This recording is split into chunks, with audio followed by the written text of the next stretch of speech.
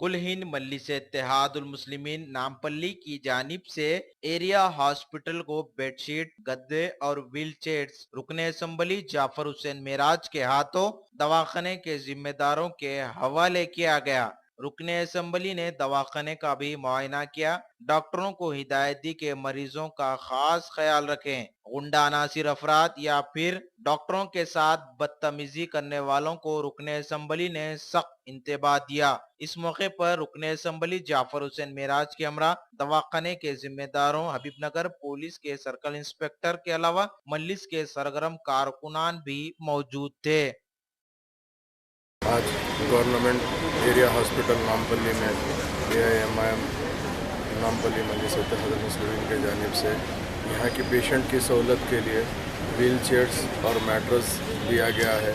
चूँकि Nampally area hospital को upgrade करने के लिए मजलिस इत्तेहादुल मुस्लिमीन बैरिस्टर असदुद्दीन अवैसी साहब और अकबरुद्दीन अवैसी साहब की निगरानी में जो काम हो रहा है उसको लेकर आके कर रहे हैं। लास्ट टाइम भी यहाँ पे पूरे बेड्स के लिए मैट्रेसेस दिए गए थे, बेडशीट्स दिए गए थे, RO प्लांट बिठाया गया, जनरेटर, और यहाँ पे विजिटर्स जो भी आते हैं या अटेंडर्स होते हैं उनके खाने की तकलीफ के लिए एक डाइनिंग शेड बनाया गया था।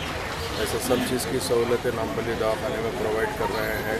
पहले करीब 200 भी आउट पेशेंट में नहीं आते थे, एक आज 1000 से ज़्यादा आउट पेशेंट आ रहे हैं और हमेशा मोर देन 100 बेड्स फिल रहे हैं। तमाम ट्रीटमेंट नामपल्ली एरिया हॉस्पिटल में हो रही है कि इंशाल्लाह मुझे अल्लाह की ज़ात से उम्मीद है आने वाले दिनों के अंदर ये Nampally area hospital as good as corporate hospital बन जाएगा। कि हॉस्पिटल जो है वो पेशेंट के इलाज के लिए है।